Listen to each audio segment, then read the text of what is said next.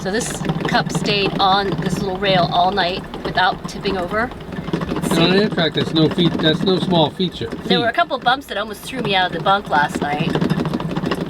See?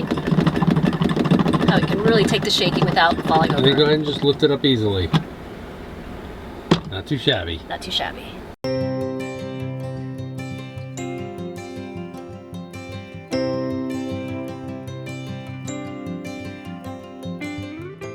Okay, welcome to this week's episode of Luv Subbin. And what does it find us this evening? We are headed back to New York City on the Amtrak train. Yeah, we're at the Jacksonville station and we're lined up.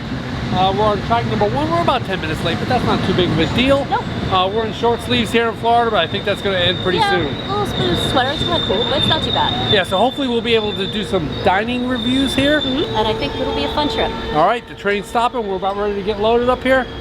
Let's head on out to Penn Station.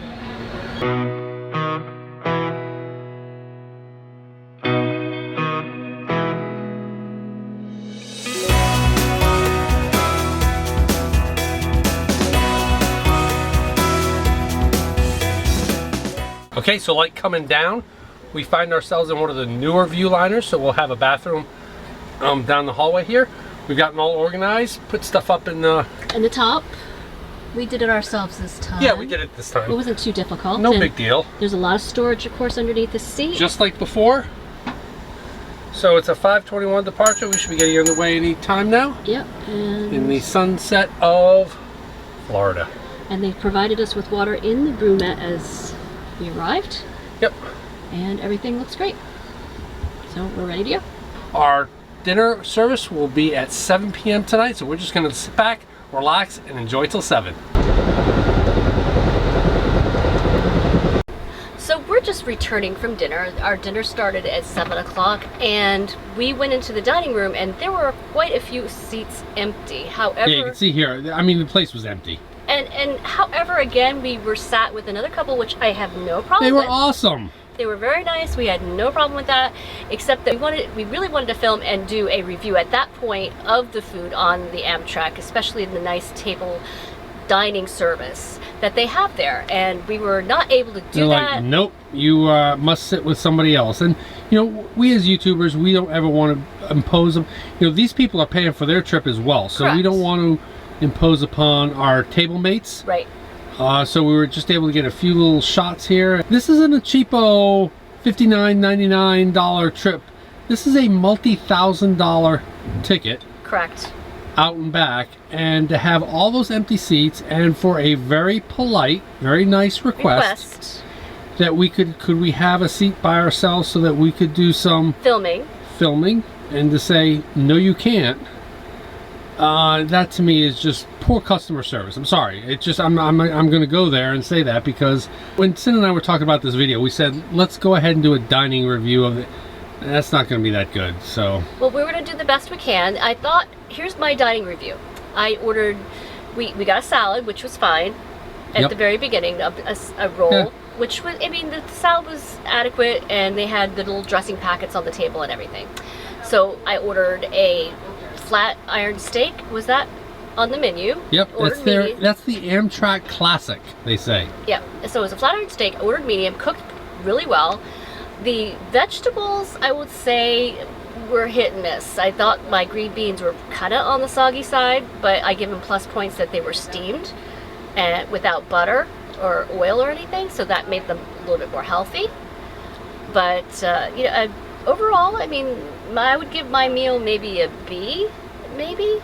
Okay. And so, how would you rate yours? So I got the pasta primavera, which is what Cindy got on the way down. So we kind of just flipped so that we could both try it.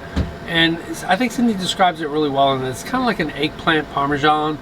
The pasta was done well, al dente, good tomato sauce, some parmesan on top. Overall, you know, a very good dish, hearty. I got the blueberry cheesecake, which was delicious last time, and it's their signature dessert, and I would say it is also delicious. Hey, but here's a tip. Cindy got the flat iron steak, which is Amtrak's signature, but one of the things that we do when we RV is oftentimes we have to grocery shop at Walmart when we go provisioning, and Walmart has an excellent flat iron steak. We've bought this many times, and we still can't believe that meat from Walmart is good. Are you serious? Yep. But that flat iron steak, if you're at Walmart and you're looking for something to pick up for your RV, and it's not too pricey because nope, it's probably like $7. We'll take it. Here's a shot of it right here that we got from our local store, and you can see. But there's a tip for you that flat iron steak from Walmart is delicious. But overall, except for the extremely poor, in my opinion, customer service, not allowing us when the car is half empty. There were multiple tables available, and it was just a matter of space, just because I felt really cramped in that little booth. Yeah, and I'm sorry, I guess maybe I could be a jerk in life, but I'm not. When somebody says, no, you can't sit by yourself, you must sit with somebody.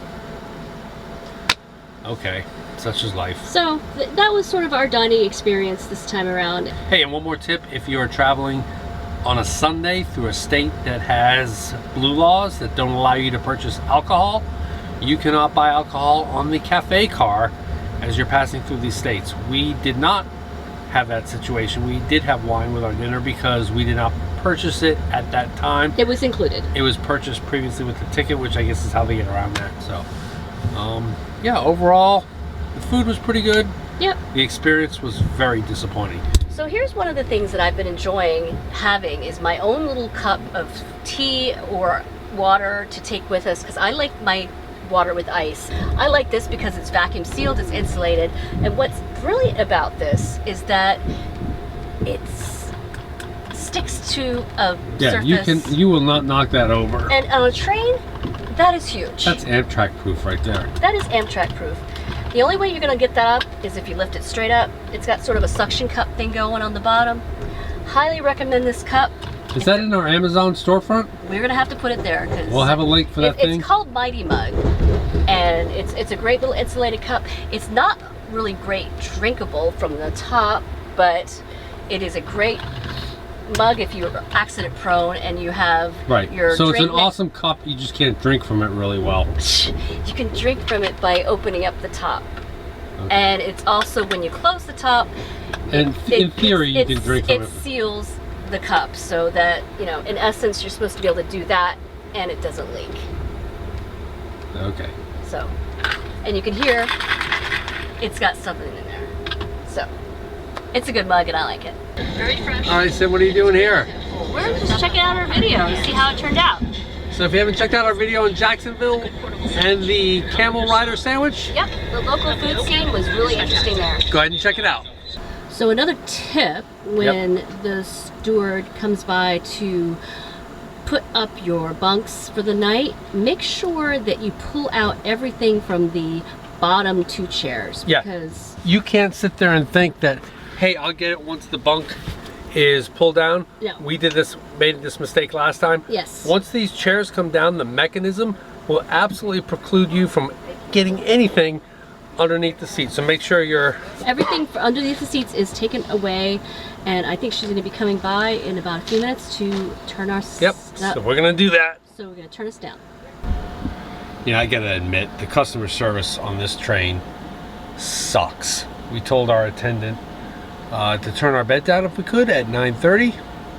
She seemed to balk at that, wanting to turn it down while we were at dinner at 7, and I'm like, no, 9:30 is pretty good. Never showed up. It's 10:30. Our attendant call light back there has been on for 45 minutes and absolutely nothing. Nobody around.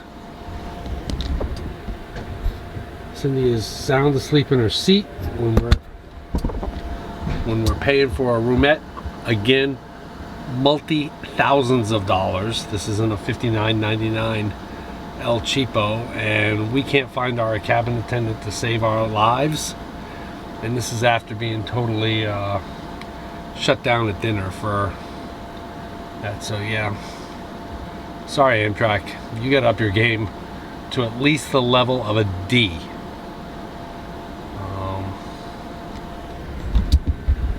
Should never have a customer doing that in a roomette.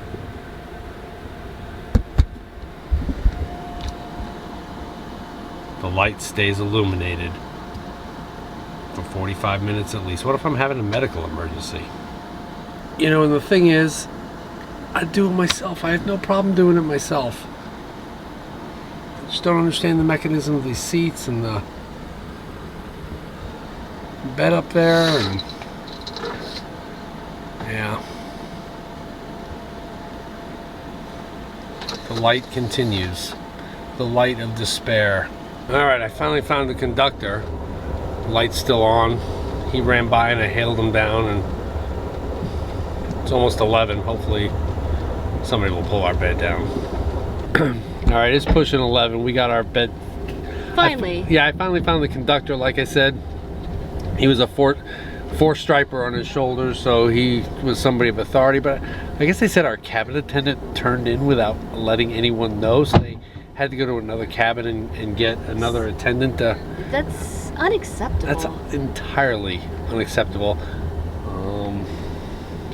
We were nice to the gentleman, very nice to the gentleman who helped us out. Yes, but it's so interesting that we're on 2 different Amtrak trips and the service is so different. yeah. Because Preston on our first trip down was just awesome. It's great. Preston, you get named. Yes. Your service coming down, you were awesome. Yes, you were awesome. But it's so interesting how inconsistent the service is. Oh my God. Well, let's go ahead and Call it a night. call it a night.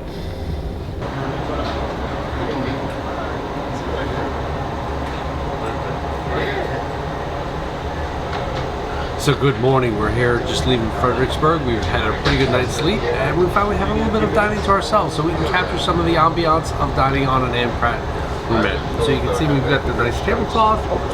The flowers are actually real, which is pretty cool. We've ordered the scrambled eggs, pretty standard, the grits, some good coffee. But overall, you know, pretty nice dining experience. For 2 people, dinette is really, really comfortable, it's nice.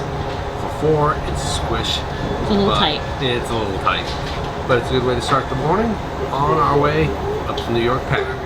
So, you know, I'll say this about the bacon. It's not that super thin, Convention style bacon. greasy, convention style bacon. You know, this actually has they say smoked wood bacon or what. It actually has a good smoky flavor. I think it's pretty good. Yes. And how about as a southerner, how are your grits? The grits are actually really good. Well, and then they're eating them in Virginia, so I think that technically counts as being in the South. Did you have to de-scum your grits, or were they scum-free? I don't think they had scum on, so they were very nice and creamy. If you're from the Citadel, you know what I'm talking about. Alright, we are in DC. We're there again. As we said with our last video, we're switching locomotives from the electric locomotive from what we had, which was the diesel one for the freight lines. Now we're going to be using the electric locomotives on the Northeast Corridor. So we got 2 tips. The first of which is, what do you want to do while you're in Washington, D.C.? Before you go to Washington, D.C., you want to use the bathroom because they're going to turn all the electricity off. Right, so if you need to use the bathroom, and also it's also a good time if you're trying to go to breakfast. Breakfast will be the dining car. Well, I don't know about the dining car, but the cafe car. Cafe car, the cooking, and they the won't be dining able car. to cook. Yep, they can't cook or anything because they have all the electric stuff turned off while they make the transfer. So it'll probably be about half an hour. Yep, so what time is it right now? It is 9:15. So yeah, just make sure you plan for the electricity going off in DC. Yes. Alright, so we have one of our potential Luv Subbin Best Products of the Year award, don't we? Yep, this is a nice little fan when it gets stuffy in here because they have all the air turned off and keeps the air going here. It's a little portable fan. It's rechargeable. Has 2 speeds. And it just tucks away like this, very compact. It also doubles as a flashlight. Nice. You can probably charge off that too, can't you? Yep, there's a charging port as well. Alright, so that's going to be, make sure you check out our Luv Subbin Awards, which will be sometime in January. Yep, so that is a potential new product best purchase of the year. Correct. This is the level of detail, you know, when you're paying for a premium product, thousands of dollars for a ticket, you know, First class. Some jerk put a sticker here and they can't be bothered to they can't be bothered to take that up. A little bit of WD-40 or silicone and a scraper. A little bit of a plastic scraper maybe. I mean, come on. That's the level of detail for a premium product you need to kind of rectify. And we're wrap this up because I'm beginning to see A trend? some stuff with Amtrak that they need to fix if they're gonna get it. They can make it profitable. Amtrak has never been profitable in its existence. Luv Subbin can make it profitable. So I noticed that when we stopped at Washington, D.C., they locked the bathrooms because they don't want anybody using the bathroom. Good job. I like that. That was fine. But the thing is that our cabin attendant delayed opening up the bathrooms again after this stoppage, and I think she opened only one. And my prediction... Yeah, we'll check that out. We'll check that out when I go to check the bathroom next. My prediction is that she cleaned one, locked it, and is she's only going to allow one bathroom to be open for the rest of the trip. So we're going to see about that. Yeah. We have a prediction going. I see a trend here. And again, with a premium customer service product, lock the doors when the power goes off. Absolutely, that's a good thing to do. They should do it. When power comes back on, those doors are unlocked immediately. And when I said, excuse me, these doors have been locked for an hour, she's like, only since Washington. Okay, that's an hour. Alright. We're gonna hit the bathroom. Our attendant has closed this one off all day. This one's still open.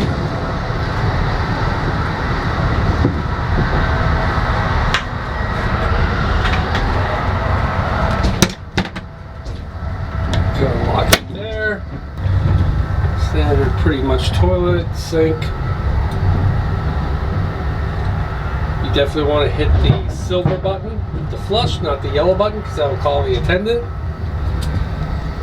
And yeah, I mean, it's a basic uneventful toilet, about the size of one in the Airstream.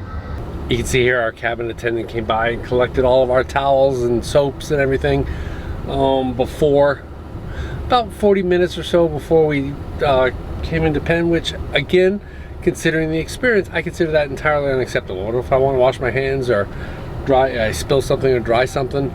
Or even just wash your face. She just wants to get done. That's why the bathroom that I showed there was locked, because she just doesn't want to clean two of them. She just wants to clean one at the end. So yeah, that's Amtrak dicey. So we're getting close to New York City, and our dining car attendant dropped this by as he was walking by. They may have had some extra ones left over from the dining experience, but this is part of the first class experience that you would expect, hopefully, on the Roomette. This was a very nice touch, and this has never happened before, so very nice. Alright, so we all set and ready to go. We all got the luggage down. Got the luggage down, we're ready to go, and I think we're going to be arriving in about 5 minutes. Alright, well there you have it, our Amtrak trip back from Florida to New York Penn Station, and eventually on our way to Albany. What do you think? I thought it was a fun trip. It had a few issues here and there. It had a lot of issues on the way back. The service on the way back was terrible. Sorry. Yeah, I just think that Amtrak cannot be consistent with their service, because going down it was great. It was, and the room attendant was great. The room attendant on this one made it poor. Correct. You know, and to me, Amtrak, for them to do something, this should be a luxury Experience. The staff should be trained in that. Mm-hmm. It should be seen as that. You know, if you just want to avoid flying and catch a train from New York to Miami, catch a coach. Yep. That's great. Yep. This should be seen as something more akin to taking a day-long cruise or something like that, in which you are.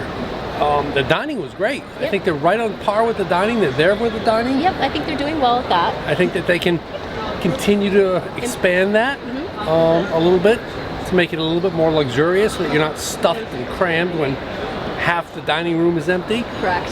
But yeah, I think overall there's potential. We still love it. We're going to do it again.